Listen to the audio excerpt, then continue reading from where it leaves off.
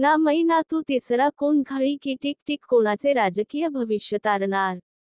कारंजा शहर नगर परिषद निवडणुकीत रंगत आणणारा तिसरा पर्याय म्हणजे घड्याळ चिन्ह। ॲडव्होकेट जुनेद खान यांच्या हाताला घड्याळ बांधले गेले आणि शहरातील राजकीय समीकरणांचा काटा हलू लागला आहे। घड्याळाच्या टिक टिक ने प्रस्थापित राजकारण्यांचे ठोके वाढले असून निकालापूर्वीचे संपूर्ण राजकारण आता या घड्याभोवती फिरताना स्पष्ट दिसू लागले आहे। पूर्वी घड्याळाची किंमत न मानणारे काही गेलेले नेते आता मात्र त्याच्या मतगणतीची आकडेमोड करताना दिसत आहेत। काहींचा अंदाज 3-4 हजार तर काहींचा थेट 5,000 मतांचा। स्वतः घड्याळाचे उमेदवार ॲड. जुनेद खान विजयाबाबत आत्मविश्वासाने बोलत आहेत तर त्यांना राजकीय बळ देणारे वाहिद भाई यांचेही विधान लक्षवेधी।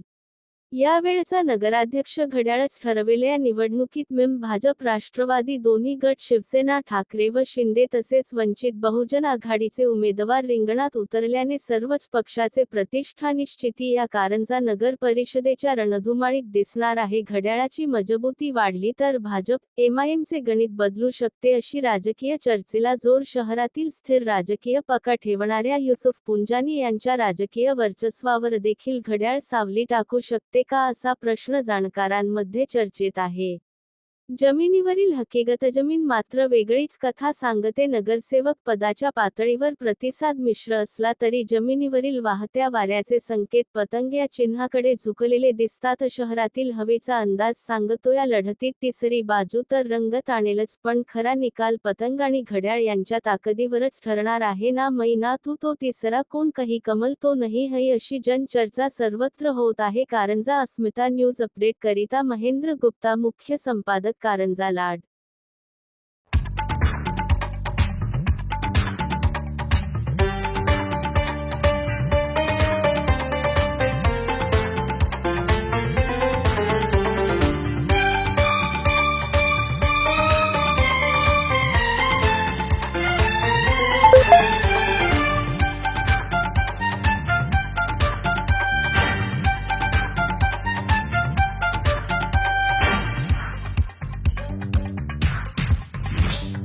इसको पता ना उसको खबर, ढूंढ रही जिसे सबकी नजर।